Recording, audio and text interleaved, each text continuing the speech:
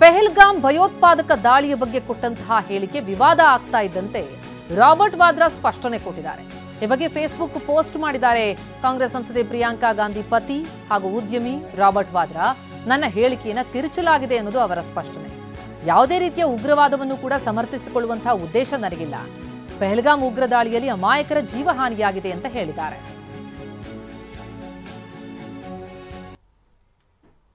S, ಅವರು ಮಾಡಿರುವಂತಹ tweet ನಾವು ಗಮನಿಸ್ತಾ ಇದ್ದೀವಿ. ನಾನು ಆಡಿರೋ ಮಾತುಗಳು ಏನು ಅನ್ನೋದನ್ನ ಸ್ಪಷ್ಟಪಡಿಸ್ತೇನೆ. ಪೆಹಲ್ಗಾಮ್ನಲ್ಲಿ ನಡೆದಂತಹ ಉಗ್ರರ ದಾಳಿಯಲ್ಲಿ ಅಮಾಯಕ ಜನರ ಪ್ರಾಣ ಹೋಗಿದೆ ಎಂದಿದ್ದಾರೆ.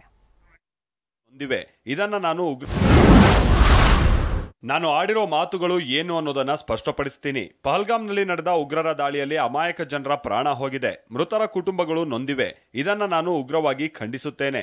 ನಾನು ಭಾರತದ ಜೊತೆಗಿದ್ದೀನಿ, ಎಂದೆಂದಿಗೂ ಭಾರತದ ಜೊತೆಗೇ ಇರ್ತೀನಿ.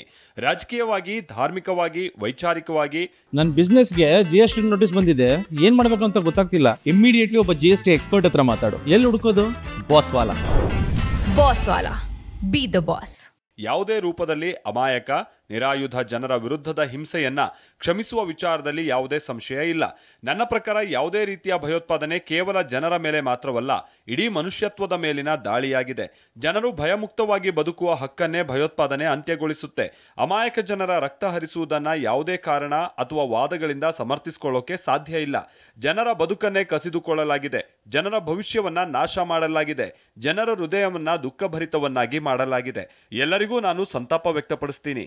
ನಾನು ಎಲ್ಲರಿಗೂ ಮಹಾತ್ಮ ಗಾಂಧಿಯವರ ಬೋಧನೆಯನ್ನ ನೆನಪು ಮಾಡಲು ಬಯಸುತ್ತೇನೆ. ಅದೇನೆಂದ್ರೆ, ಅಹಿಂಸೆಯು ಎಲ್ಲಕ್ಕಿಂತ ಮುಖ್ಯವಾದ ಆಯ್ಕೆಯಾಗಿದೆ. ನಮ್ಮ ದೇಶದ ಜನರ ದುಃಖ ನನ್ನ ದುಃಖ ಆಗಿದೆ. ಇಂದು ಇಂಥ ದುಃಖಭರಿತ ಸಂದರ್ಭದಲ್ಲಿ ಯಾವುದೇ ಮಗು, ಯಾವುದೇ ಕುಟುಂಬ, ಯಾವುದೇ ಸಮುದಾಯ ಉಗ್ರವಾದದ ನೆರಳಿನಲ್ಲಿ ಬದುಕಬಾರದು. ಇಂಥ ಜಗತ್ತನ್ನ ರೂಪಿಸುವ ವಿಚಾರದಲ್ಲಿ ನಾನು ಬದ್ಧನಾಗಿದ್ದೇನೆ. ರಾಬರ್ಟ್ ವಾದ್ರಾ, ಉದ್ಯಮಿ.